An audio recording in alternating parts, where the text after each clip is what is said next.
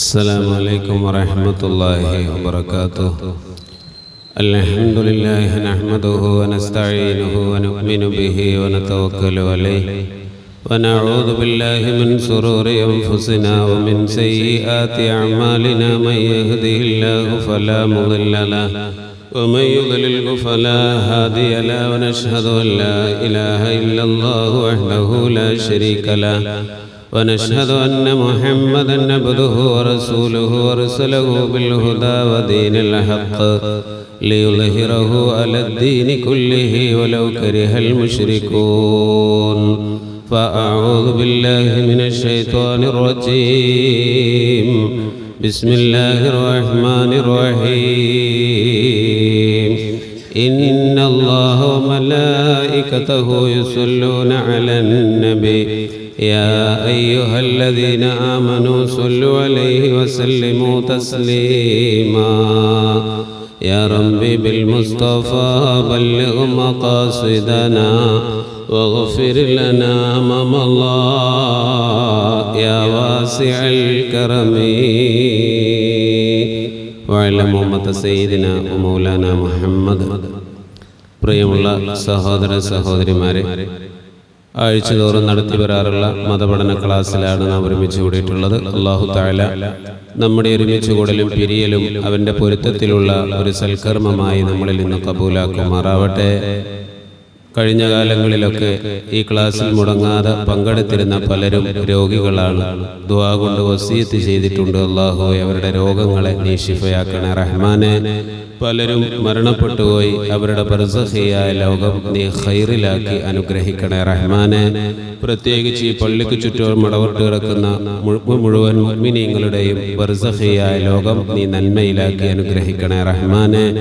ഇന്നല്ലെങ്കിൽ നാളെ ഞങ്ങളും മരിക്കാനുള്ളവരാണ്. ഞങ്ങൾ മരിച്ചാലും ഞങ്ങൾക്ക് വേണ്ടിയും ദുആ ചെയ്യുന്ന സ്വാലിഹായ മക്കളെ, കുടുംബങ്ങളെ, ഞങ്ങളെ സ്നേഹിക്കുന്നവരെ നീ പ്രദാനം നൽകണേ റഹ്മാനെ. ഇൻഷാ അല്ലാഹ്, 3 ആഴ്ച നമ്മൾ ചർച്ച ചെയ്തിരുന്ന വിഷയം സ്വഭാവ സംസ്കരണമായിരുന്നു. ആ വിഷയം അവിടെ അവസാനിച്ച് ഇന്ന് മറ്റൊരു വിഷയമാണ് നമ്മൾ ഉദ്ദേശിക്കുന്നത്.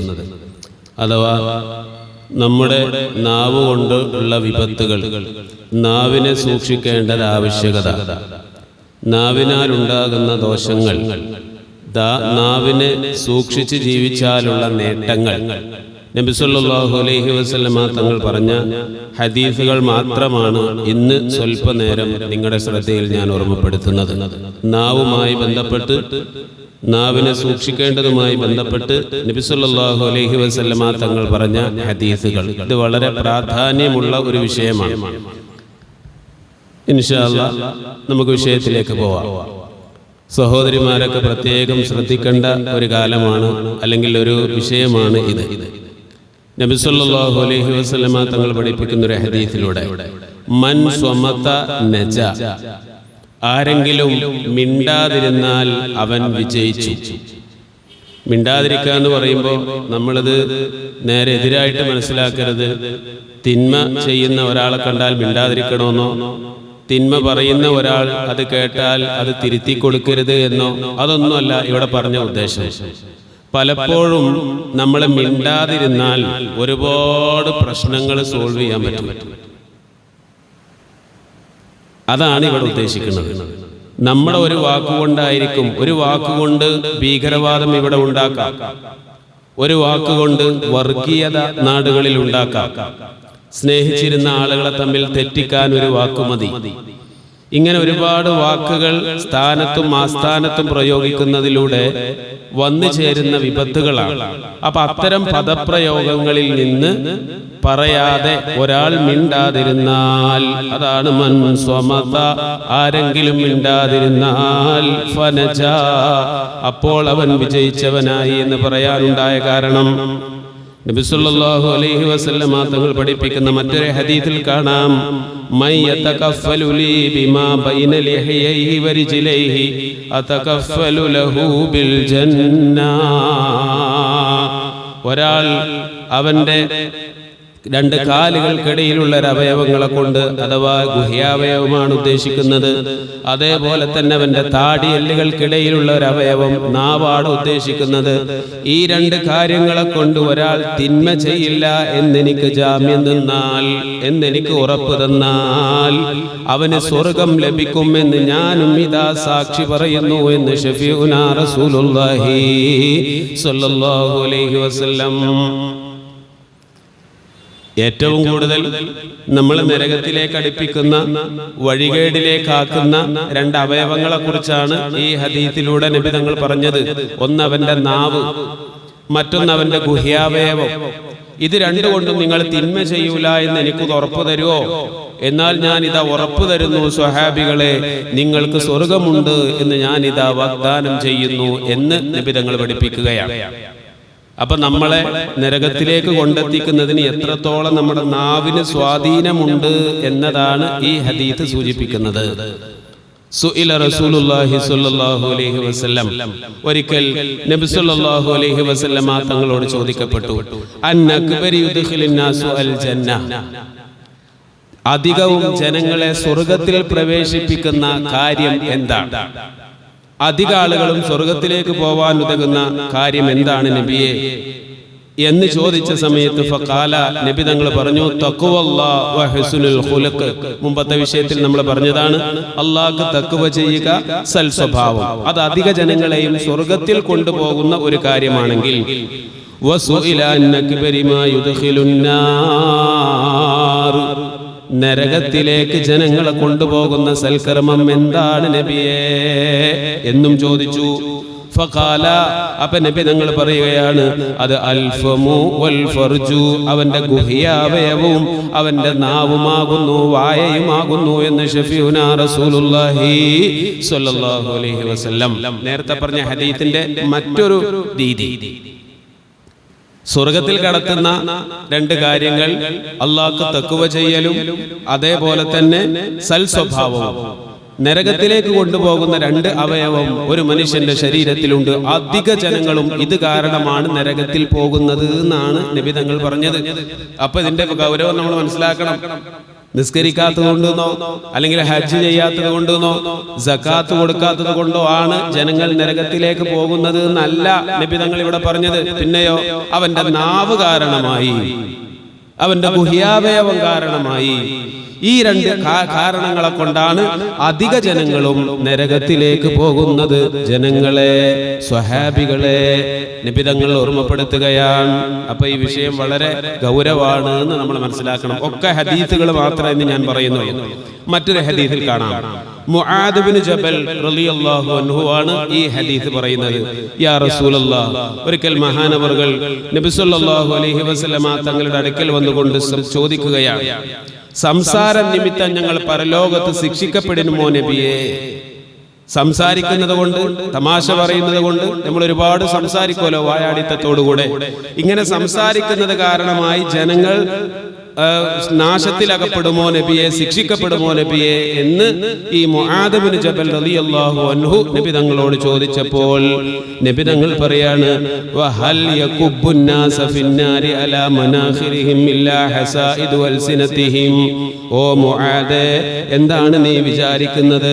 ജനങ്ങളിൽ നിന്നുണ്ടാകുന്ന ആക്ഷേപകരമായ സംസാരമല്ലാത്ത മറ്റേത് കാര്യമാണ് അവനെ നരകത്തിൽ മുഖം കുത്തി വീഴ്ത്താൻ ഇടവരുത്തുന്നത്? ആക്ഷേപത്തോടുകൂടെയുള്ള സംസാരങ്ങളല്ല എങ്കിൽ പിന്നെ എന്ത് കാരണമായിട്ടാണ് ജനങ്ങൾ നരകത്തിലേക്ക് പോവുക? അതുകൊണ്ട് മുആദേ, നിന്റെ സംസാരം, നിന്റെ വാക്കുകൾ അത് സൂക്ഷിക്കേണ്ടതുണ്ട്. നരകത്തിലേക്ക് അധികവും അടുപ്പിക്കുന്നതാണ് നിന്റെ വാക്കുകൾ. അതുകൊണ്ട് സൂക്ഷിച്ചേ പറയാവുള്ളൂ, സൂക്ഷിച്ചേ പദങ്ങൾ പ്രയോഗിക്കാവുള്ളൂ എന്ന് ഷഫീഉനാ റസൂലുള്ളാഹി സ്വല്ലല്ലാഹു അലൈഹി വസല്ലം നബി തങ്ങളെ ഓർമ്മപ്പെടുത്തുകയാണ്. വാക്കുകൾ ഇപ്പൊ നമുക്ക് യൂട്യൂബിൽ കാണാൻ ചില ആളുകളൊക്കെ പറയുന്നത് ശ്ലീലം, അശ്ലീലം എന്ന് പറഞ്ഞതൊന്നുമില്ല. ശരീരത്തിന്റെ ചില അവയവങ്ങളുടെ പേരാണ്. നമ്മൾ കൈ എന്ന് പറയുന്നത് പോലെ മൂത്രയിക്കുന്ന അവയവത്തെ പറയാം, പരസ്യമായിട്ട് പറയാം, അതിന് കുഴപ്പമൊന്നുമില്ല. സ്ത്രീകളുടെ അവയവത്തെയും പച്ച മലയാളത്തിൽ പറയുന്ന ചില പ്രയോഗങ്ങൾ പറയാം, അതൊന്നും തെറ്റല്ല, അതൊന്നും തെറിയല്ല, അതിനൊന്നും കുഴപ്പമില്ല. ഇങ്ങനെ വാദിച്ചുകൊണ്ടിരിക്കുന്ന ആളുകൾ നമ്മുടെ നാട്ടിലുണ്ട്. അത് വെറുതെ ഒറ്റക്കിരുന്ന് പറയല്ല. ഞാനിത് യൂട്യൂബിൽ കണ്ടതാണ്. ചില ഓരോന്ന് നമ്മളിങ്ങനെ റീൽസൊക്കെ ചിലത് കണ്ടുപോകുന്ന സമയത്ത് ചില ചർച്ചകൾ ഒരിക്കൽ ഞാൻ കേട്ടത് ഇതാ, അതൊന്നും അശ്ലീലമല്ല, അതൊക്കെ വെറുതെ ആളുകൾ പറഞ്ഞുണ്ടാക്കലാണ്. എന്തും പറയാം, ലൈസൻസ് ഇല്ല അതിനൊന്നും. കൈ എന്ന് പറയുന്ന പോലെ തന്നെ പറയാം. നബി സല്ലല്ലാഹു അലൈഹി വസല്ലമ തങ്ങൾ പറയുന്നത് അത് പാടില്ല എന്ന് തന്നെയാണ്. കോപ്യമാക്കി വെക്കേണ്ടത്, മറച്ചു വെക്കേണ്ടത്, മറച്ചു പറയേണ്ടത് അത് അങ്ങനെ തന്നെ പറയണം. നാവ് കൊണ്ട് എല്ലാം പറയാൻ പാടില്ല. നാവിനെ സൂക്ഷിക്കേണ്ടതുണ്ട്. യഥാർത്ഥമായിട്ടുള്ള ഒരു മുഅ്മിനായ മനുഷ്യൻ ഏതും പറയുന്നവനല്ല, അവന്റെ നാവിനെ സൂക്ഷിക്കുന്നവൻ തന്നെയാണ്. അനസ് ബിൻ മാലിക് റളിയല്ലാഹു അൻഹു പറയുന്നു, ഒരിക്കൽ നബി സല്ലല്ലാഹു അലൈഹി വസല്ലമ തങ്ങൾ പറഞ്ഞു, ലാ യസ്തഖീമു ഈമാനുൽ അബ്ദി, ഒരു അടിമയുടെ വിശ്വാസം അത് വളരെ കറക്റ്റ് ആവുകയില്ല, അത് നേരെയാവുകയില്ല. ഹത്താ യസ്തഖീമ ഖൽബുഹു അവന്റെ ഹൃദയം നേരെയാവാതെ. അപ്പൊ ഹൃദയം നേരെയാവാതെ ഒരു മനുഷ്യന്റെ വിശ്വാസം, ഈമാൻ അത് നേരെയാവുകയില്ല. വലാ യസ്തഖീമു ഖൽബുഹു, ഒരു മനുഷ്യന്റെ ഹൃദയം അത് നേരെയാവുകയില്ല. ഹത്താ യസ്തഖീമ ലിസാനുഹു, അവന്റെ നാവ് നേരെയാവാതെ എന്ന് ശഫീഉനാ റസൂലുള്ളാഹി സ്വല്ലല്ലാഹു അലൈഹി വസല്ലം.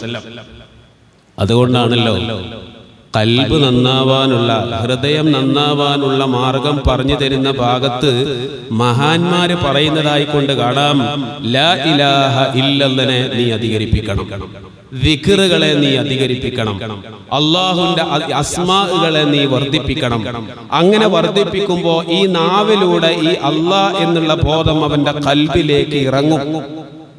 അതിനെ ഉറപ്പിക്കുന്ന ഒരു ഹദീസാണ് ഇത്. لا يخاف لومة اللائم في أمر الله. അല്ലാഹുവിനെ കുറിച്ചുള്ള പേടി ഒരാൾക്കും ഒരു നിലക്കുമുള്ള പേടി ഉണ്ടാവില്ല. അല്ലാഹ് എന്നുള്ളത് ഖൽബിലേക്ക് ഇറങ്ങണം. ഈ അല്ലാഹ് എന്നുള്ളത് ഖൽബിലേക്ക് ഇറങ്ങണമെങ്കിൽ നീ ലാ ഇലാഹ ഇല്ലല്ലാഹയെ മുറുകെ പിടിക്കണം. ലാ ഇലാഹ ഇല്ലല്ലാഹ്, അതുകൊണ്ട് ഹൃദയത്തെ നീ അടിച്ച് നേരെയാക്കണം. സൂഫിയാക്കളായ ആളുകളൊക്കെ തഹ്ലീല് ചെല്ലുമ്പോൾ അതിനൊരു ഈണം ഉണ്ടെന്നാണ്. ഇങ്ങനെ ലാ ഇലാഹ ഇല്ലല്ലാഹ് ഹൃദയത്തെ കൊണ്ടുപോയി അടിക്കുകയാണ്. വലതുവശത്ത് നിന്നും തുടങ്ങി ഇടതുവശത്തേക്ക് ഇങ്ങനെ ആവണം. ഹൃദയത്തിലേക്ക് അല്ലാഹ് എന്നുള്ള ആ ചിന്ത കൊണ്ടുവന്ന് ലാ ഇലാഹ ഇല്ലല്ലാഹ്, ലാ ഇലാഹ ഇല്ലല്ലാഹ്, ആ ഇല്ലല്ലാഹ് കൊണ്ട് അവന്റെ ഹൃദയത്തെ അടിച്ച് അടിച്ച് അടിച്ച് അത് പാകമാക്കി എടുക്കണം. അതിന്റെ മറ്റൊരു രീതിയാണ് ഈ ഹദീസിലൂടെ നബി തങ്ങൾ പഠിപ്പിക്കുന്നത്. ഒരു മനുഷ്യന്റെ ഹൃദയം നേരെയാവാതെ വിശ്വാസം ശരിയാവില്ല. ഹൃദയം നേരെയാവണമെങ്കിലോ അവന്റെ നാവ് കറക്റ്റ് ആയിരിക്കണം. നാവ് കൊണ്ട് എന്താണോ പറയുന്നത് അതിനനുസരിച്ചാണ് അവന്റെ ഹൃദയം നന്നാവുക. ശഫീഉനാ റസൂലുള്ളാഹി സ്വല്ലല്ലാഹു അലൈഹി വസല്ലം. ഏതൊരു സാധനവും വൃത്തിയാക്കാൻ ഒരു ഉപകരണം ഉണ്ടാകും. അഴുക്ക് പിടിച്ചാൽ അത് വൃത്തിയാക്കാൻ ഒരു ഉപകരണം ഉണ്ടാവും. എന്നാൽ മനസ്സിന്റെ അഴുക്കുകളെ ശുദ്ധീകരിക്കാനുള്ള ഉപകരണം അത് ദിക്റുല്ലാഹ്, അല്ലാഹുവിന്റെ ദിക്ർ ചൊല്ലലാണ്. ദിക്ർ ചൊല്ലി എങ്ങനെ? നാവുകൊണ്ടാണ്. ഈ നാവ് കൊണ്ട് ദൈനംദിനം ദിക്ർ ഇങ്ങനെ ചൊല്ലി ചൊല്ലി ചൊല്ലി ചൊല്ലി അത് അവന്റെ ഖൽബിലേക്ക് ഇറങ്ങും. അപ്പൊ ഖൽബ് ക്ലിയർ ആകും. ഖൽബ് ക്ലിയർ ആകുമ്പോൾ ഈമാൻ ക്ലിയർ ആകും എന്നതാണ്. അല്ലാഹു തആല അങ്ങനെയുള്ള ഒരു അനുഭൂതി നമുക്കെല്ലാവർക്കും പ്രദാനം നൽകുമാറാവട്ടെ. അപ്പൊ ഈ ഹദീസിലൂടെ പറയുന്നത് ലാ യസ്തഖീമു ഈമാനുൽ അബ്ദി ഹത്താ യസ്തഖീമ ഖൽബുഹു, ഒരു മനുഷ്യന്റെ ഹൃദയം അത് നേരെയാവാതെ ഒരു മനുഷ്യന്റെ ഈമാൻ നേരെയാവുകയില്ല. വലാ യസ്തഖീമു ഖൽബുഹു ഹത്താ യസ്തഖീമ ലിസാനുഹു, ഒരു മനുഷ്യന്റെ നാവ് നേരെയാവാതെ അവന്റെ ഹൃദയവും നേരെയാവുകയില്ല. നാവ് കൊണ്ട് അശ്ലീലം പറയുന്നുണ്ടോ മനുഷ്യ? അത് ഖൽബിൽ ഇറങ്ങിയെങ്കിലേ അത് പറയാൻ കഴിയുകയുള്ളൂ. നാവ് കൊണ്ട് വേണ്ടാധീനം പറയുന്നുണ്ടോ? അത് ഹൃദയത്തിന്റെ ഒരു പ്രേരണ കൊണ്ടാണ്. അതുകൊണ്ട് നബി തങ്ങൾ പറയാണ് അതുകൊണ്ട് നിങ്ങളെ നാവിനെ നിങ്ങൾ സൂക്ഷിക്കണേ, നാവിനെ നിങ്ങൾ ശ്രദ്ധിക്കണേ. ശഫീഉനാ റസൂലുള്ളാഹി സ്വല്ലല്ലാഹു അലൈഹി വസല്ലം വേറെ ഒരു ഹദീസിൽ കാണാം, ഇബ്നു മസ്ഊദ് റളിയല്ലാഹു അൻഹു പറയുന്നു, ഇന്ന അക്സറ ഖത്വായ ബിനി ആദമ ഫീ ലിസാനിഹി, മനുഷ്യന്റെ മിക്ക കുറ്റകൃത്യങ്ങളും അയാളുടെ നാവിൽ നിന്നുണ്ടാകുന്നതാണ്. നേരത്തെ ഇതിന് വേറെ ഒരു ഹദീസ് പറഞ്ഞു, ഇത് വേറെ ഒരു ശൈലിയിൽ നബി തങ്ങൾ അതേ ആശയം വെച്ച് തന്നെ പറയുകയാണ്, മനുഷ്യന്റെ മിക്ക കുറ്റകൃത്യങ്ങളും അയാളുടെ നാവിൽ നിന്നുണ്ടാകുന്നതാണ്. അറിയാലോ, ഒരു വഴക്ക്, രണ്ട് ബസ്സുകാർ, ഇപ്പം നമ്മളൊരു വാർത്ത കണ്ടതാണ്, ബസ്സുകാർ തമ്മിൽ അങ്ങോട്ടും ഇങ്ങോട്ടും അടികൂടുന്നു. എന്താ, ഒരു വാക്കിലാണ്. ചളി തെറിപ്പിച്ചുകൊണ്ടൊരു ബസ് പോയി, മറ്റൊരാൾ വന്ന് ഇവനെ വഴക്ക് പറയുന്നു, തിരിച്ചും പറയുന്നു. ഇങ്ങനെ ഒരു വാക്കുകൊണ്ടാണ് വഴക്കുകൾ തുടങ്ങുന്നത്, ഒരു വാക്കുകൊണ്ടാണ് പ്രശ്നങ്ങൾ തുടങ്ങുന്നത്. അതുകൊണ്ട് ജനങ്ങളെ, നിങ്ങൾ ആ സ്ഥാനത്തും എങ്ങനെയാണ് ഒരു വാക്ക് പ്രയോഗിക്കേണ്ടത് എന്ന് മനസ്സിലാക്കിക്കൊണ്ട് തന്നെ നിങ്ങളുടെ ഓരോ വാക്കുകളും നിങ്ങൾ പറയാവുള്ളൂ. من كان يؤمن بالله واليوم الآخر عن أبي هريرة رضي الله عنه, അബൂ ഹുറൈറ റളിയല്ലാഹു അൻഹു റിപ്പോർട്ട് ചെയ്യുന്നു, من كان يؤمن بالله واليوم الآخر, അല്ലാഹുവിനെ കൊണ്ടും അന്ത്യദിനം കൊണ്ടും വിശ്വസിക്കുന്ന ഒരു മനുഷ്യൻ, ഫൽയഖുൽ ഖൈറൻ, അവൻ നല്ലത് പറയട്ടെ, ഔ ലിയസ്കുത്, അല്ലെങ്കിൽ അവൻ മിണ്ടാതിരുന്നു കൊള്ളട്ടെ. ശഫീഉനാ റസൂലുള്ളാഹി സ്വല്ലല്ലാഹു അലൈഹി വസല്ലം.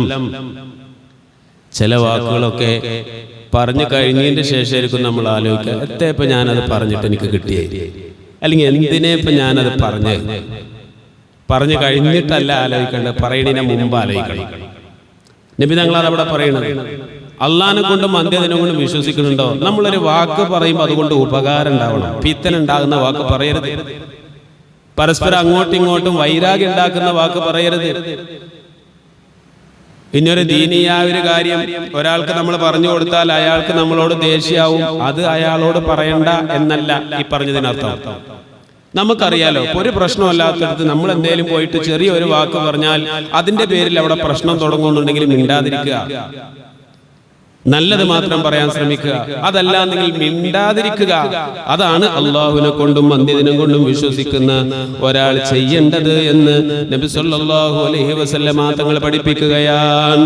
ബറാ ഇബ്നു ആസിബ് റളിയല്ലാഹു അൻഹുവിനെ തൊട്ടുദ്ധരിക്കുന്ന ഒരു ഹദീസിൽ കാണാം, ഒരിക്കൽ നബി തങ്ങൾ ഇങ്ങനെ ഒരു സ്ഥലത്തിരിക്കുമ്പോ ഒരു ഗ്രാമീണനായ ഒരു സ്വഹാബി വന്നുകൊണ്ട് നബി തങ്ങളോട് പറയുകയാണ്, നബിയേ, സ്വർഗ്ഗത്തിൽ പ്രവേശിക്കാനുള്ള ഒരു കർമ്മം എനിക്ക് അങ്ങ് അറിയിച്ചു തരണം. നാടനാണ്, അധികം സംസ്കാരമൊന്നുമില്ല, കാട്ടറബിയാണ്. നബി തങ്ങളോട് പറഞ്ഞു, നബിയെ, എനിക്ക് സ്വർഗ്ഗത്തിൽ പോകണം, അതിന് പറ്റാവുന്ന ഒരു കർമ്മം എനിക്ക് പറഞ്ഞു തരണം എന്ന് ഈ ഒരു അഅറാബി വന്ന് പറഞ്ഞപ്പോ നബി തങ്ങൾ അദ്ദേഹത്തോട് പറഞ്ഞത്, അത്ഇമിൽ ജാഇ, ഒന്നാമത് മോനെ, നീ വിശന്നവന് ഭക്ഷണം കൊടുക്കുക. വിശക്കുന്ന ജീവന് നീ ഭക്ഷണം കൊടുക്കുക. അത് മനുഷ്യർ എന്ന് വെക്കണ്ട, ഏത് ജീവജാലങ്ങളാണെങ്കിലും വിശന്ന ഒരു ജീവിക്ക് ഭക്ഷണം കൊടുക്കൽ ഇസ്ലാമിൽ വളരെയേറെ പുണ്യമുള്ള കാര്യമാണ്. മുമ്പ് ഞാൻ പറഞ്ഞിട്ടുണ്ടല്ലോ, ബനു ഇസ്രായേലിൽപ്പെട്ട വേശ്യയായ ഒരു സ്ത്രീ ഒരു വഴിയിലൂടെ നടന്നു വരുന്ന സമയത്ത് ദാഹം വന്നു. അവൾ കുടിക്കാൻ വേണ്ടി ചെറിയ ഒരു കുഴിയിലിറങ്ങി വെള്ളം കുടിച്ച് കരക്ക് കയറിയപ്പോ ദാഹിച്ചു വലഞ്ഞ ഒരു പട്ടി അതിലെ പോകുന്നത് കൊണ്ട് ആ കിണറിന് ചുറ്റും ഇങ്ങനെ വട്ടമിട്ട് നടക്കുന്നത് കണ്ടപ്പോ ഈ വേശ്യയായിട്ടുള്ള സ്ത്രീ ആ കിണറിലേക്ക് ഇറങ്ങി തന്റെ ഷൂവിൽ വെള്ളം നിറച്ച് വായ കൊണ്ട് കടിച്ചു പിടിച്ച് മുകളിലേക്ക് വന്ന് ഈ വാനായക്ക് വെള്ളം കൊടുത്തത് കാരണം ആ മോശപ്പെട്ട അവസ്ഥയിൽ നടന്നിരുന്ന പെണ്ണ് അന്ന് സ്വർഗത്തിലാണ് എന്ന് ഒരിക്കലും കള്ളം പറഞ്ഞിട്ടില്ലാത്ത ലോകത്തിന്റെ ഗുരു മുഹമ്മദ് മുസ്തഫ സല്ലല്ലാഹു അലൈഹി വസല്ലം പറഞ്ഞില്ലേ, ഒരു നായക്ക വെള്ളം കൊടുത്തോളൂ. ഇപ്പൊ സോഷ്യൽ മീഡിയകളിലൊക്കെ ചില എക്സ് മുസ്ലിങ്ങൾ എന്നറിയപ്പെടുന്ന ഇസ്ലാമിന്റെ ബദ്ധവിരോധികളായ ചില മുസ്ലിം നാമധാരികൾ പട്ടി എന്ന് പറഞ്ഞാൽ ഇസ്ലാം മുസ്ലിങ്ങൾക്ക് ഹറാമാണ് എന്ന് പറയാറുണ്ട്. പട്ടി മുസ്ലിങ്ങൾക്ക് ഹറാമൊന്നുമല്ല, നജസാണ്. നജസ് എന്ന് പറഞ്ഞാൽ എന്താ? തൊട്ടാ നിസ്കരിക്കണമെങ്കിൽ കഴുകണം, അത്രേ ഉള്ളൂ. അതിനെ കാണുന്നിടത്തൊക്കെ തല്ലിക്കൊല്ലണമെന്നാണോ ഇസ്ലാം പറയുന്നത്? പന്നി എന്ന് പറയുന്നത് മുസ്ലിങ്ങൾക്ക് ഹറാമല്ല, നജസാണ്. തിന്നലെ ഹറാം എന്ന് പറയാം. ആ ജീവി തന്നെ ഹറാം എന്നാണ് അവതരിപ്പിക്കുക. ആ ജീവിയെ തന്നെ വെറുക്കപ്പെട്ട ഒരു ജീവിയാണ്. അങ്ങനെയല്ല. ഇപ്പൊ കണ്ടോ, പട്ടിക്ക് വെള്ളം കൊടുത്തത് കൊണ്ട് ഒരു സ്ത്രീ സ്വർഗത്ത് പോയി എന്ന് നബി തങ്ങൾ പഠിപ്പിക്കുന്നു. ബഹുമാനപ്പെട്ട അഹ്മദുൽ കബീർ റിഫായി റളിയല്ലാഹുവിന്റെ ചരിത്രം പറയുന്ന ഭാഗത്താണ് വലിയ കുതുബുൽ അഖ്താബാൻ, വലിയ മഹാനാണ് അഹ്മദുൽ കബീർ റിഫായി റളിയല്ലാഹു അൻഹു. മഹാനവർകൾ ഈ പട്ടികളെയും അതേപോലെ ഈ മൃഗങ്ങളെയും ഒക്കെ രോഗമായിട്ടുള്ള വ്രണമായിട്ടുള്ള ഈ ജീവികളൊക്കെ കണ്ടാൽ അതിനെ ശുശ്രൂഷിക്കാതെ മഹാൻ അവിടുന്ന് പോവില്ല. ശരീരമാസകളൊക്കെ മുറി പിടിച്ച് അഴുകി ദുർഗന്ധം വമിക്കുന്ന ഒരു പട്ടിയെ മഹാനവറുകൾ എടുത്തുകൊണ്ടുപോയി ആരുമില്ലാത്ത ഒരു സ്ഥലത്ത് കൊണ്ടുപോയി അത് മഴയും വെയിലൊന്നും ഏൽക്കാതെ അതിനെ കുറെ ദിവസങ്ങളോളം അതിനെ ശുശ്രൂഷിച്ചതായ സംഭവം ചരിത്രം മഹാനവറുകളുടെ ചരിത്രങ്ങളിൽ കാണാം. ആരാണ്? അഹ്മദുൽ കബീർ റിഫായി റളിയല്ലാഹു അൻഹു. അത് കാരുണ്യമാണ്, ജീവജാലങ്ങളോടുള്ള കാരുണ്യമാണ്. വിശക്കുന്ന ഒരു ജീവി, ഏത് ജീവിയാണെങ്കിലും അത് മനുഷ്യനാണെങ്കിലും മൃഗമാണെങ്കിലും എല്ലാവർക്കും ഭക്ഷണം കൊടുക്കുക എന്നുള്ളത് സ്വർഗത്തിൽ കടക്കാനുള്ള ഒരു കാരണമാണ്. സ്വഹാബി, ആ വന്ന സ്വഹാബിയോട് നബി തങ്ങൾ ഓർമ്മപ്പെടുത്തുകയാണ്. അതുകൊണ്ട് എൻ്റെ ഉമ്മമാരെ, മുഅ്മിനീങ്ങളായ നമ്മൾക്കുണ്ടാവേണ്ട വളരെ പ്രധാനപ്പെട്ട ഒരു ഗുണമാണ് ഇത്. വിശക്കുന്നവന് ഭക്ഷണം കൊടുക്കുക. സ്വർഗത്തിലേക്കുള്ള വഴി, സ്വർഗത്തിലേക്ക് പോവാനുള്ള കാര്യം എന്ത് എന്ന് നബി തങ്ങളോട് വന്ന് ചോദിച്ച അഅറാബിയോട് നബി തങ്ങൾ കൊടുക്കുന്ന മറുപടിയാണിത്. വിശക്കുന്നവന് ഭക്ഷണം കൊടുക്കുക. അതേപോലെ തന്നെ ദാഹിക്കുന്നവന് വെള്ളം കൊടുക്കുക. ദാഹിക്കുന്നതിന് വെള്ളം കൊടുക്കുക. മനുഷ്യനാവട്ടെ ഇതര ജീവികളാവട്ടെ, ദാഹമോ വിശപ്പോ ഉള്ളതിന്റെ ആ വിശപ്പും ദാഹവും ശമിപ്പിക്കാൻ നിനക്ക് കഴിയുമോ? അത് സ്വർഗത്തിലേക്ക് പോവാനുള്ള വഴിയാണ്. നല്ലതുകൊണ്ട് കൽപ്പിക്കുക, ജനങ്ങളോട് നല്ല കാര്യങ്ങൾ ചെയ്യാൻ വേണ്ടി പറയുക. അനിൽ മുങ്കർ, അതേപോലെ തന്നെ വെറുക്കപ്പെടുന്ന കാര്യങ്ങൾ അവരിൽ നിന്നുണ്ടാകുമ്പോൾ തിന്മയായ കാര്യങ്ങളാണെങ്കിൽ അതിനെ തൊട്ട് തടയുക.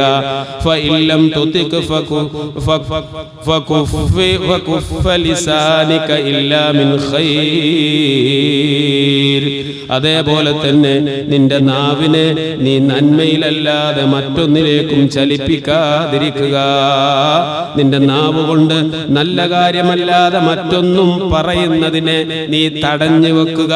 ഈ കാര്യങ്ങൾ നീ നിർവഹിച്ചാൽ മോനെ നിനക്ക് സ്വർഗത്തിലേക്ക് പോവാം. ഷഫീഉനാ റസൂലുള്ളാഹി സ്വല്ലല്ലാഹു അലൈഹി വസല്ലം. ഈ പറഞ്ഞ കാര്യങ്ങളൊക്കെ ഒന്ന് ആലോചിച്ച് നോക്കിയേ. ലോകത്തുള്ള എല്ലാ മനുഷ്യന്മാരും അംഗീകരിക്കുന്ന നിയമങ്ങളല്ല ഇപ്പൊ ഈ പറഞ്ഞത്. എന്താ പറഞ്ഞത്? നാവ് കൊണ്ട് ഒരാളെയും ദ്രോഹിക്കാതിരിക്കുക. ഏത് മതസ്ഥർക്കും ഇത് അംഗീകരിക്കാം. ഇസ്ലാമിൽ സ്വർഗത്തിലേക്ക് കടക്കാനുള്ള ഒരു കാരണമാണ്. തിന്മ ഒരാൾ ചെയ്യുന്നത് കാണുമ്പോൾ അത് ചെയ്യല്ലേ മോനെ എന്ന് പറയാം. നല്ല ഒരു കാര്യം ഒരാൾക്ക് പറഞ്ഞു കൊടുക്കുക. ദാഹിക്കുന്ന ഒരാൾക്ക് വെള്ളം കൊടുക്കുക. വിശക്കുന്ന ഒരാൾക്ക് ഭക്ഷണം കൊടുക്കുക. ഏതൊരാളും ഏതൊരു മനുഷ്യനും അംഗീകരിക്കുന്ന തത്വങ്ങളല്ലേ ഇത്?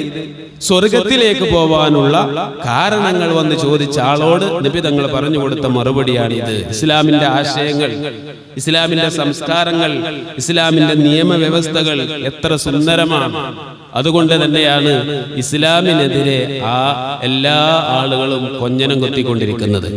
ഇപ്പൊ നമ്മുടെ ക്രിസ്തീയ സഹോദരങ്ങൾ മതം മാറ്റുന്നു എന്ന് പറഞ്ഞിട്ട് ഭയങ്കര ചർച്ച നടക്കുന്ന ഒരു സമയമാണ്.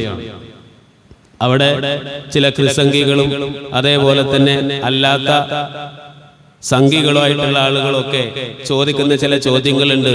എന്താണ് ഈ ക്രിസ്ത്യാനികളാരും മുസ്ലിങ്ങളുടെ അടുത്തേക്ക് സുവിശേഷ പ്രസംഗമായിട്ട് പോവാത്തത്? അതിന് കാരണമുണ്ട്. നമ്മുടെ ആശയത്തെക്കാൾ ബെറ്ററായ ഒരു ആശയം കൊണ്ട് വന്നെങ്കിലല്ലേ നമുക്ക് അതിനെ ഉൾക്കൊള്ളാൻ കഴിയുള്ളൂ. നമ്മുടെ ആശയത്തെ വെല്ലുന്ന ഒരാശയം ഇന്ന് ലോകത്ത് ഒരു പ്രത്യയശാസ്ത്രത്തിലുമില്ല. അത് എല്ലാവർക്കും അറിയാം. അതുകൊണ്ട് തന്നെ ഒരു മുഅ്മിനായ ഒരു മനുഷ്യനോട് എന്തും പറഞ്ഞാൽ വരിക, അയൽക്കാരനെ സ്നേഹിക്കണോന്ന് പറഞ്ഞാണ് വരുന്നത്. നബി സല്ലല്ലാഹു അലൈഹി വസല്ലമ തങ്ങൾ പറഞ്ഞത് എന്താ? തന്റെ അയൽവാസി പട്ടിണി കിടക്കുമ്പോൾ വയറ് നിറച്ചുണ്ണുന്നവൻ എന്റെ സമുദായത്തിൽപ്പെട്ടവനല്ല. ഇവനോട് അയൽക്കാരനെ സ്നേഹിക്കണോന്ന് പറയേണ്ട ആവശ്യമില്ല. അതിലും വലുത് നമ്മുടെ മതത്തിലുണ്ട്. കുടുംബക്കാരോട് നല്ല നിലക്കാവണം. റസൂലുള്ളാഹി പറഞ്ഞത് ലാ യദ്ഖുലുൽ ജന്നത ഖാതിഉൻ, കുടുംബബന്ധം മുറിക്കുന്നവൻ മുസ്ലിം സ്വർഗ്ഗത്തിൽ കടക്കുകയില്ല. അതുകൊണ്ട് കുടുംബ ബന്ധം ബെറ്ററാണെന്ന് പറഞ്ഞ് വേറൊരാൾക്ക് വരാൻ ഈ മതത്തിൽ ഗ്യാപ്പില്ല. മാതാപിതാക്കളെ ദ്രോഹിക്കും പിന്നെ അനുസരിക്കണമെന്നാണോ അവരെ ശുശ്രൂഷിക്കണമെന്നാണോ നമ്മളോട് ഒരാൾ പറഞ്ഞു വരുന്നത് എങ്കിൽ മാതാപിതാക്കളെ നോക്കുന്നതിനെ കുറിച്ച് ഖുർആനും ഹദീസും പറയുന്നത് എന്താണ്? അൽ ജന്നത്തു തഹ്ത അഖ്ദാമിൽ ഉമ്മഹാത്ത്. മാതാപിതാക്കളുടെ കാൽക്കീഴിലാണ് മക്കൾക്കുള്ള സ്വർഗ്ഗം. അത്രത്തോളം വിനയത്തോടെ താഴ്മയോടെ അവരുടെ കൂടെ നിങ്ങൾ നിൽക്കണം. വലാ തഖുൽ ലഹുമാ ഉഫിൻ. അവരോട് ഛേ എന്ന വാക്ക് പോലും നിങ്ങൾ പറയരുത്. അവരോടൊക്കെ നീ വിനയത്തിനാലുള്ള ചിറകുകൾ, കാരുണ്യത്തിന്റെ വിനയത്തിനാലുള്ള ചിറകുകൾ അവർക്ക് നീ താഴ്ത്തി കൊടുക്കണം.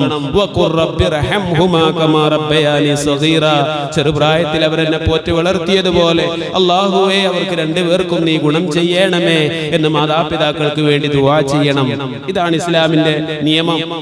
ഇതിനെ മറികടക്കുന്ന ഒരു നിയമമായിട്ട് ഇത് ഞാൻ ഉദാഹരണത്തിന് 4 പറഞ്ഞതാണ്. ഇനി ജീവകാരുണ്യ പ്രവർത്തനം നോക്കുകയാണെങ്കിൽ ഇപ്പൊ നമ്മൾ ഈ പറഞ്ഞ വിഷയം തന്നെ, വിശന്നവന് ഭക്ഷണം കൊടുക്കുക, സ്വർഗത്തിൽ പോവാം. വിശന്ന ജീവിക്ക്, ദാഹിച്ച ജീവിക്ക് ഭക്ഷണം കൊടുക്കുക, വെള്ളം കൊടുക്കുക, സ്വർഗത്തിലേക്ക് പോവാം.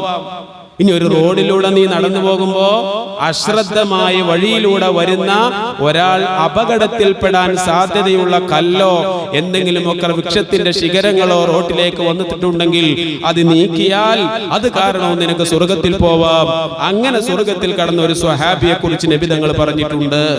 ഇങ്ങനെ ജീവകാരുണ്യ പ്രവർത്തനം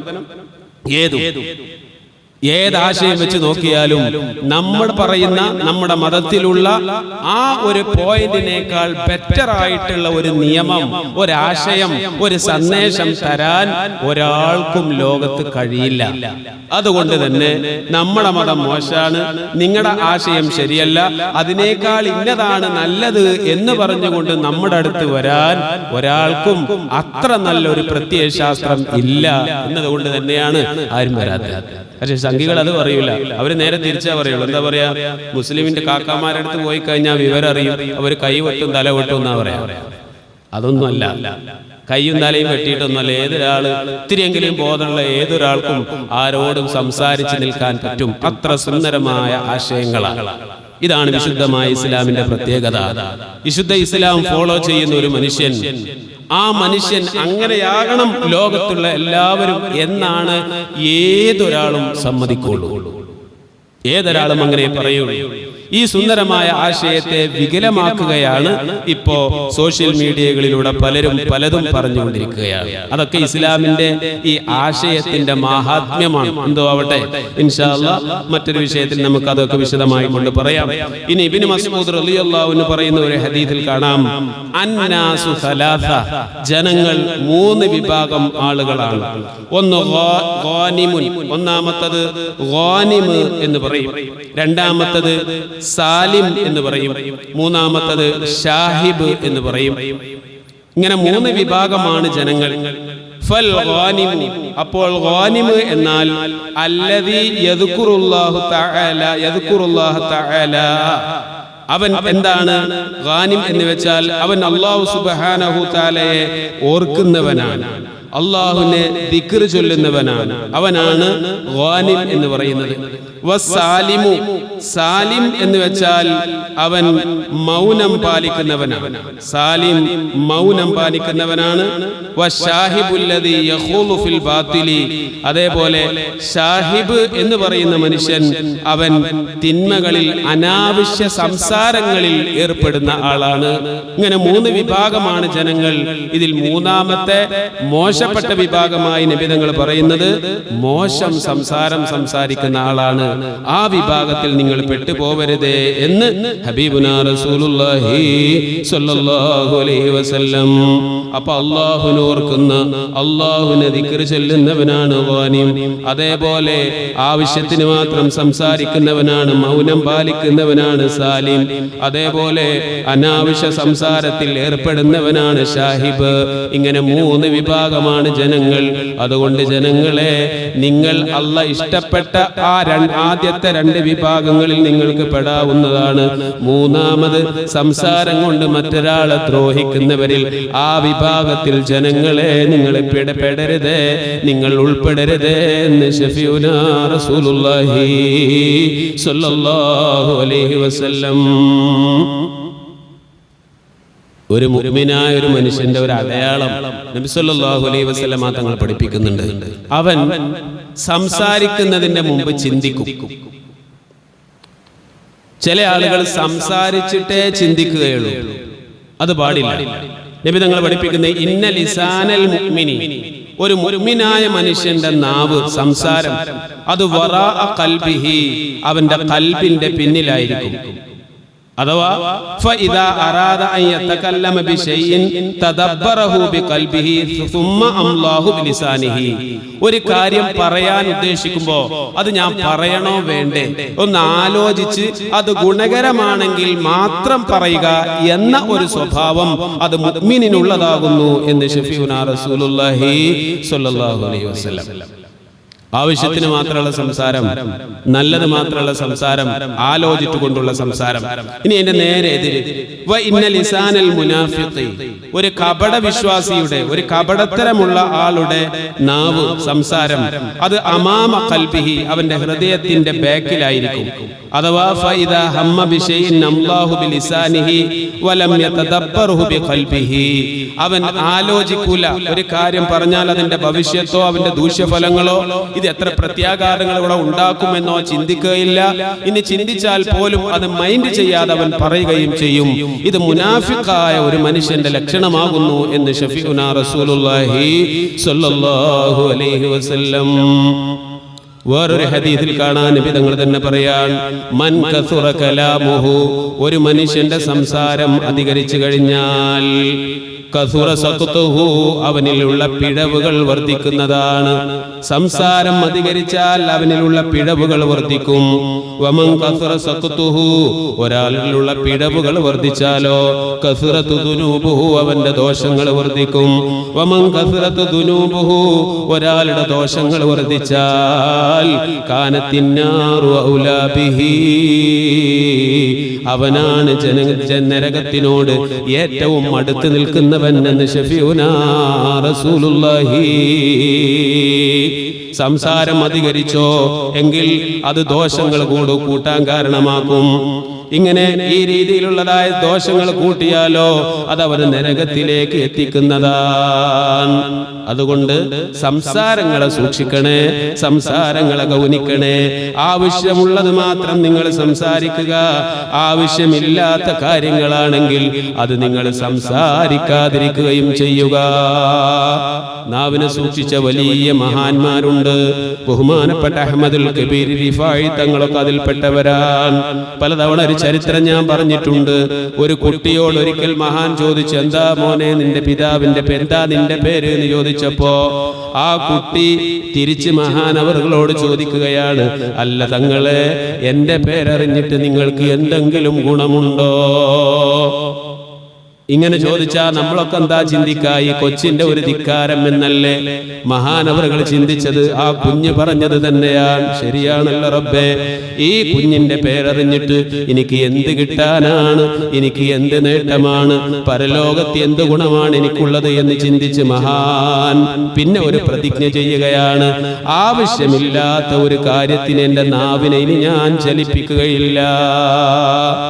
ഇങ്ങനെ ഒരു പ്രതിജ്ഞ ചെയ്തപ്പോ ബഹുമാനപ്പെട്ട ഖിദ്ർ നബി അലൈഹിസ്സലാത്തു വസ്സലാം ഈ റിഫായി തങ്ങൾ ചെയ്ത ഈ പ്രതിജ്ഞ എത്രത്തോളം ജീവിതത്തിൽ പകർത്തുന്നുണ്ട് എന്ന് പരിശോധിക്കാൻ വേണ്ടി മഹാനവറുകളുടെ മുമ്പിൽ വന്നുകൊണ്ട് പല നിലക്കുള്ള സംസാരങ്ങളും സംസാരിച്ചു. പക്ഷേ ആ ചോദ്യത്തിനുള്ള മറുപടികളൊന്നും ഗുണകരമല്ലാത്ത ഒരു മറുപടി ആയതുകൊണ്ട് ബഹുമാനപ്പെട്ട റിഫായി തങ്ങൾ മിണ്ടിയില്ല. 30 നാളവർ മുമ്പിൽ ഖിദ്ർ വന്ന് നാവാലൊരു വാശം ചൊല്ലില്ല എന്നോവർ. അപ്പോൾ ഖിദ്ർ ചൊല്ലി, ഇവരെ പോലാരെയും ഔലിയാക്കളിൽ ഞാൻ കണ്ടില്ല എന്നോവർ. ഇത്രയും നാവിനെ സൂക്ഷിക്കുന്ന, അനാവശ്യ കാര്യങ്ങളിൽ ഒന്നുപോലും സംസാരിക്കാത്ത ഒരു മഹാന് ഔലിയാക്കളുടെ കൂട്ടത്തിൽ റിഫായി തങ്ങളല്ലാതെ വേറെ ഞാൻ കണ്ടിട്ടില്ല എന്ന് ബഹുമാനപ്പെട്ട ഖിദ്ർ നബി അലൈഹിസ്സലാം പറഞ്ഞ ഒരു സംഭവം ബഹുമാനപ്പെട്ട റിഫായി ശൈഖ് റളിയല്ലാഹു അൻഹുവിന്റെ ചരിത്രങ്ങളിൽ കാണാം. അപ്പൊ മഹാന്മാരാകുന്നത്, ഉന്നതങ്ങളിലെത്തുന്നത് അവരെ നാവിനെ സൂക്ഷിക്കുന്നത് കൊണ്ടാണ്. അതുകൊണ്ട് ഉമ്മമാരെ, സഹോദരങ്ങളെ, ഞാൻ ഓർമ്മപ്പെടുത്തുന്നത്, നമ്മളെ നാവിനെ നമ്മൾ നല്ലവണ്ണം ശ്രദ്ധിക്കേണ്ടതുണ്ട്. അനാവശ്യ കാര്യങ്ങളിലേക്ക് നമ്മളെ നാവിനെ നമ്മൾ കൊണ്ടുപോകരുത്. അതിലൂടെ ഒരുപാട് ഭവിഷ്യത്തുകൾ സംഭവിക്കും എന്നത് തന്നെയാണ് അതുകൊണ്ടുള്ളതായ കാരണം. ഇബ്ലീസ് എല്ലാ ദിവസവും അവന്റെ കുട്ടിപ്പിശാചുക്കളോട് പറയുന്ന, എല്ലാ ദിവസവും ചെറിയ കുട്ടിപ്പിശാചുക്കളൊക്കെ വിളിച്ചുകൊണ്ട് പറയും, ഇന്ന് ഏറ്റവും വലിയ ഒരു തിന്മ ഒരു മനുഷ്യനെ കൊണ്ട് ചെയ്യിപ്പിക്കുന്നവർക്ക് ഇന്ന് ഞാനൊരു സമ്മാനം തരാന്ന് പറയും, ഗിഫ്റ്റ് തരാന്ന് പറയും. വലിയ കുട്ടിപ്പിശാചുക്കളോട്.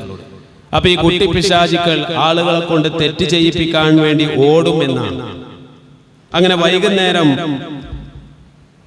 സാക്ഷാൽ ഇബ്ലീസിന്റെ മുമ്പിൽ പോയി ഈ കുട്ടിപ്പിശാചുക്കൾ അവർ ജനങ്ങളെ കൊണ്ട് ചെയ്യിപ്പിച്ച ഓരോ തമ്മാടിത്തരം പറയും. കള്ളു കുടിപ്പിച്ചു, കഞ്ചാവ് വലിപ്പിച്ചു, വ്യഭിചരിപ്പിച്ചു, അങ്ങനെ ഓരോ കാര്യങ്ങൾ അവരെ കൊണ്ട് ചെയ്യിപ്പിച്ചത് ഈ കുട്ടിപ്പിശാചുക്കൾ വലിയ പിശാചിനോട് പറയുമ്പോ സാക്ഷാൽ ഇബ്ലീസ് പറയും, നിങ്ങൾ ചെയ്തതൊക്കെ ശരിയാണ്, അതൊക്കെ ഒരു നല്ല കാര്യം തന്നെ. നല്ല കാര്യം തന്നെ പിശാചിന്റെ നല്ല കാര്യമാണ് കേട്ടോ, അങ്ങനെ മനസ്സിലാക്കരുത്. അവന്റെ കുട്ടിപ്പിശാചുക്കളോടാണ് പറയുന്നത്, നിങ്ങൾ ചെയ്തതൊക്കെ നല്ല കാര്യം തന്നെ, പക്ഷെ അതിനേക്കാൾ വലിയ കാര്യം ചെയ്യാനുണ്ട്, അതിനേക്കാൾ വലിയ തിന്മ ചെയ്യാനുണ്ട്. അങ്ങനെ ഇരിക്കുമ്പോഴാണ് വേറൊരു പിശാച് വന്നത്. ആ കുട്ടിപ്പിശാച് വന്നിട്ട് പറയാണ്, ഞാൻ ഇന്ന് രണ്ടാളുകൾക്കിടയിൽ പ്രശ്നങ്ങൾ ഉണ്ടാക്കി. എങ്ങനെ പ്രശ്നങ്ങൾ? നല്ല കൂട്ടുകാരായിരുന്ന ആളുകൾ, നല്ല സ്നേഹമുണ്ടായിരുന്ന ആളുകൾ, അവരുടെ ഇടയിൽ ഞാൻ പോയി പിണക്കമുണ്ടാക്കി എന്ന് പറഞ്ഞു. അപ്പൊ പിശാച് പറഞ്ഞു, ശരി, ഇന്നത്തെ ഗിഫ്റ്റ് ഇവനിരിക്കട്ടെ. അപ്പൊ കുട്ടിപ്പിശാചുകൾ പറഞ്ഞു, രണ്ടാളുകൾ തമ്മിൽ തെറ്റിക്കുന്നതാണോ അപ്പൊ അത്ര വലിയ പാപം? അതിലും വലുതൊക്കെ ഇപ്പൊ ഞങ്ങൾ ചെയ്യിപ്പിച്ചില്ലേ? അപ്പൊ ഇബ്ലീസ് അതിന് പറഞ്ഞു കൊടുക്കണ യുക്തിയുണ്ട്. ഈ തെറ്റാന്ന് പറയുന്നത് ഇവര് രണ്ടുപേരും മാത്രമല്ല, ഇവര് തെറ്റിക്കഴിഞ്ഞാൽ ഇവരുടെ കുടുംബങ്ങൾ പരസ്പരം അങ്ങോട്ടും ഇങ്ങോട്ടും തെറ്റും. ഇവനോട് സ്നേഹമുള്ള ആളുകൾക്ക് മുഴുവൻ ഇവനോട് ദേഷ്യമായിട്ട് വരും. ആ പകയായിട്ട് ഒരുപാട് കാലം അവര് നടക്കും. ഇനി ഏതെങ്കിലും ഒരു കാലത്ത് അവര് മിണ്ടിയാൽ പോലും എല്ലാവർക്കും മിണ്ടാൻ പറ്റൂല. മിണ്ടിയാലും മനസ്സിനകത്ത് ഒരു കറ അവിടെ ബാക്കിയുണ്ടാവും. അതുകൊണ്ട് ഈ ഒരു കറ വരുന്നത് എന്തുകൊണ്ടാണ്?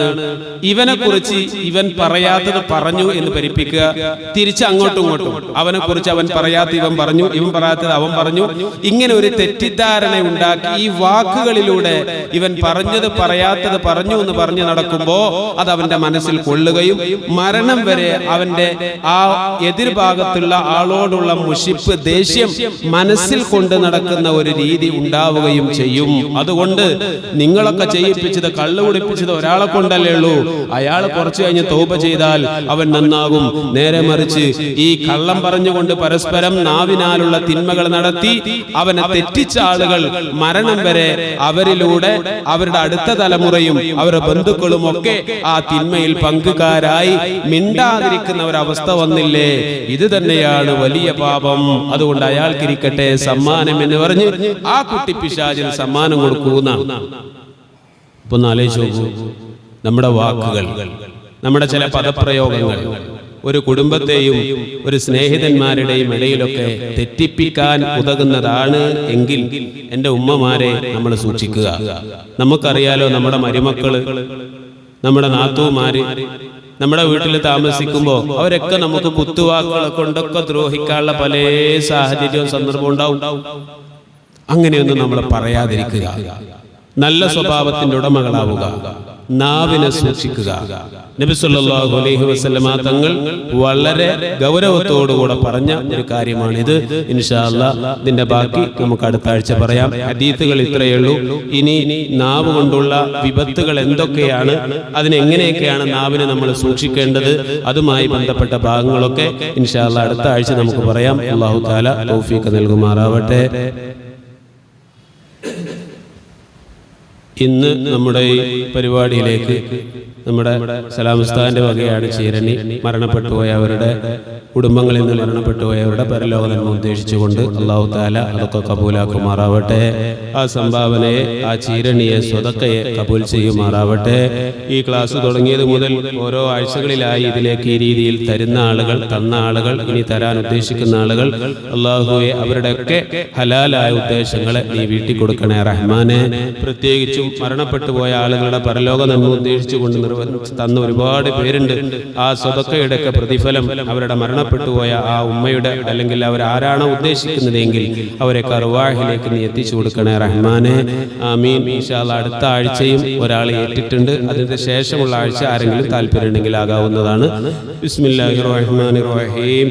ഇന്നല്ലാഹു വമലായികതഹു യുസല്ലൂന അലൻ നബി യാ അയ്യുഹല്ലദീന ആമനൂ സ്വല്ലു അലൈഹി വസല്ലിമൂ തസ്ലീമാ.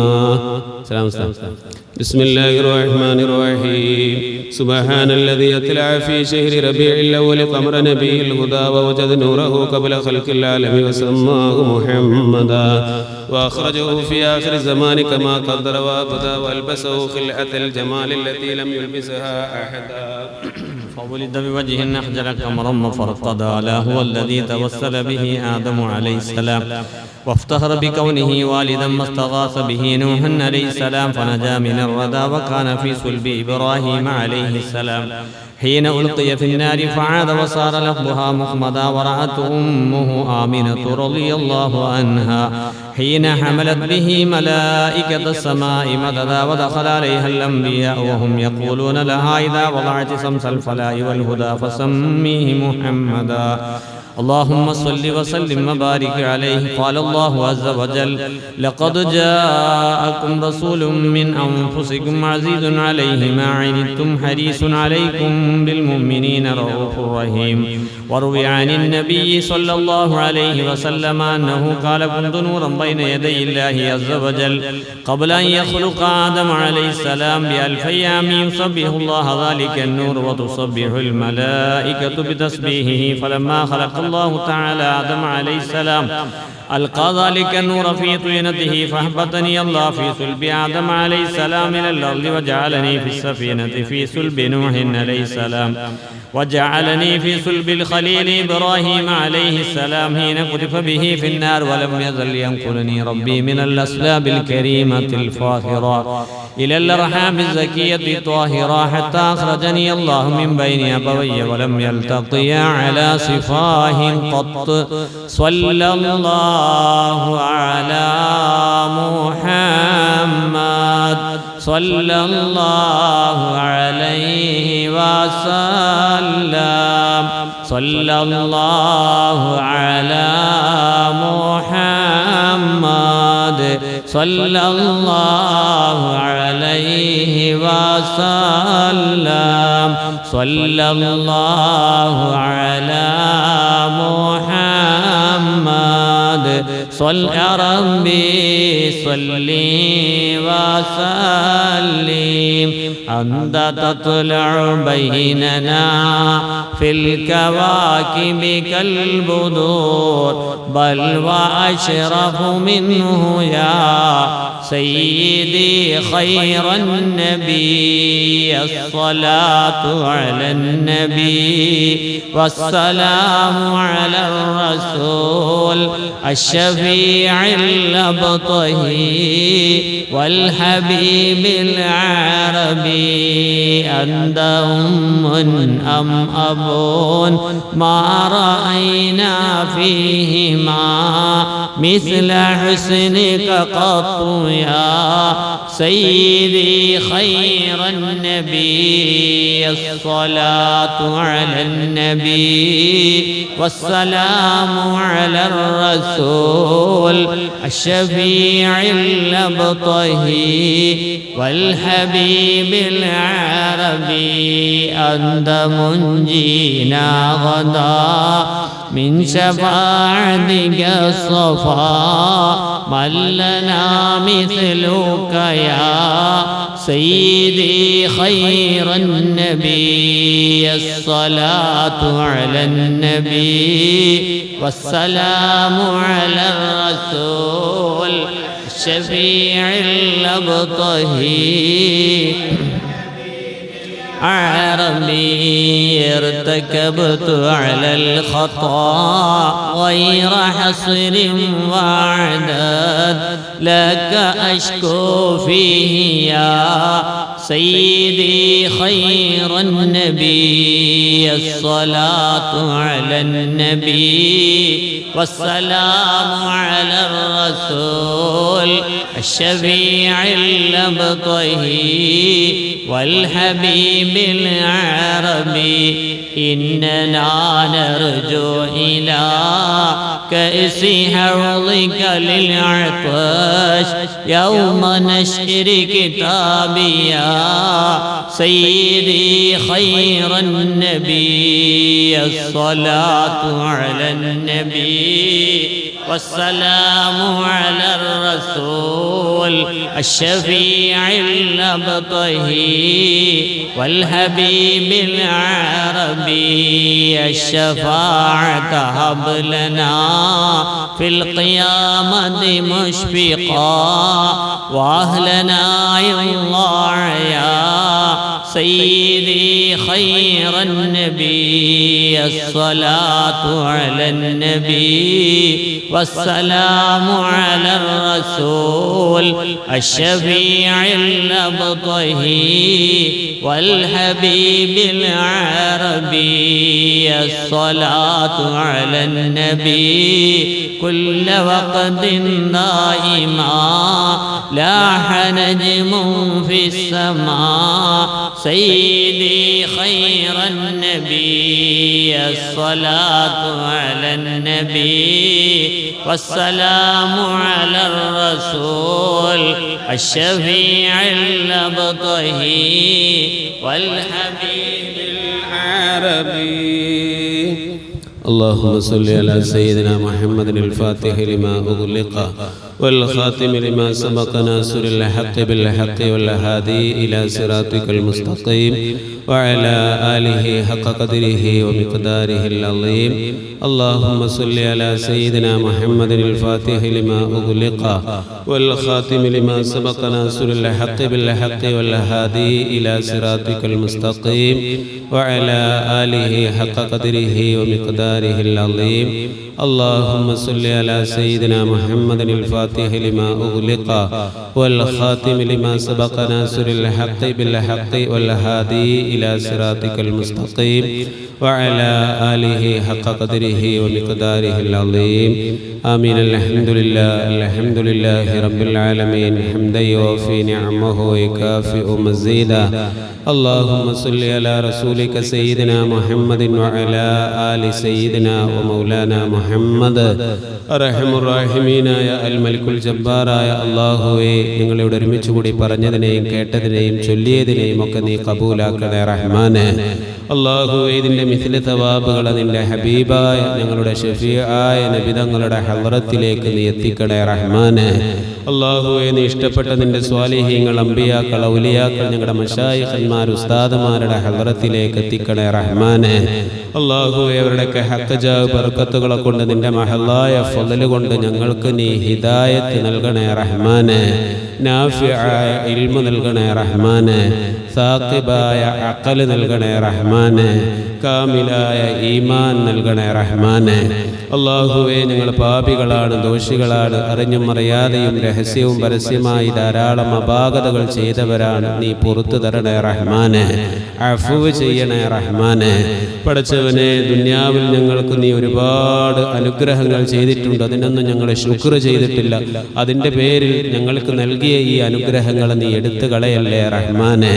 അല്ലാഹുവേ, ഞങ്ങളിൽ നിന്ന് മരണപ്പെട്ടു പോയ ഞങ്ങളുടെ പ്രിയപ്പെട്ടതായ ഉമ്മ ഉപ്പ, ഞങ്ങൾ ഒരുപാട് സ്നേഹിച്ചിരുന്നവർ, ഭക്ഷണം തന്നിരുന്നവർ, ഈ ക്ലാസ്സിലൊക്കെ മുടങ്ങാതെ പങ്കെടുത്തിരുന്നവർ, പ്രത്യേകിച്ച് ഈ പള്ളിക്ക് ചുറ്റും മറവിട്ട് കിടക്കുന്ന മുഅ്മിനീങ്ങൾ, അല്ലാഹുവേ, ഇവിടെ ആമീൻ പറയുന്ന ഒരുപാട് പേരുടെ ഉപ്പ ഉമ്മ സഹോദരങ്ങൾ വല്ലിപ്പ വല്ലിമ്മമാർ പലരും ആരടി മണ്ണിലാണ്. അവർക്കൊക്കെ നീ മഗ്ഫിറത്ത് നൽകണേ റഹ്മാനെ.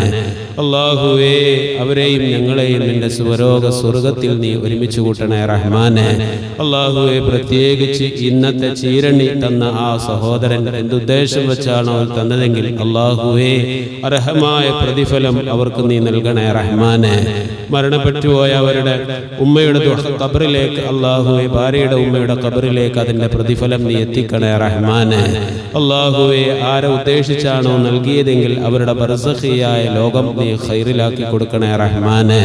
അവരെയും ഞങ്ങളെയും നിന്റെ സ്വരോഗ സ്വർഗത്തിൽ നീ ഒരുമിപ്പിക്കണേ റഹ്മാനെ. അല്ലാഹുവേ, ഞങ്ങളോട് അടുപ്പമുള്ള പലരും ഈ അടുത്ത് മരണപ്പെട്ടുപോയി. പ്രത്യേകിച്ച് ഞാൻ പഠിക്കുന്ന സമയത്ത് എനിക്ക് ഒരുപാട് കാലം ഭക്ഷണം തന്നിരുന്ന ആ ഒരു വീട്ടിലെ ഉപ്പ കഴിഞ്ഞ ദിവസം മരണപ്പെട്ടുപോയി. റബ്ബേ, നീ അഫ്വ് ചെയ്തു കൊടുക്കണേ റഹ്മാനെ.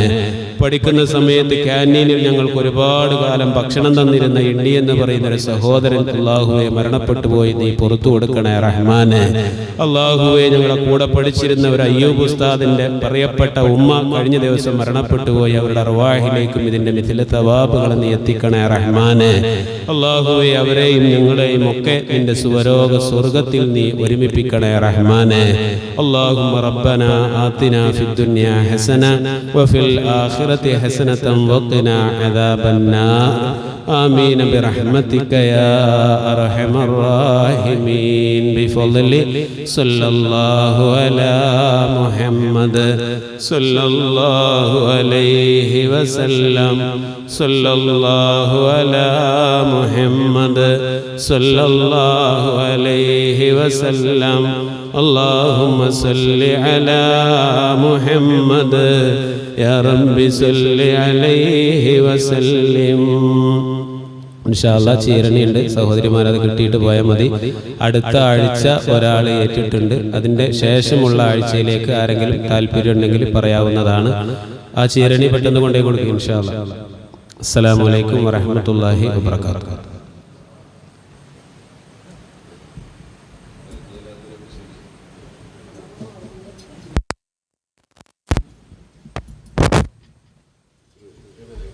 തിരിച്ചു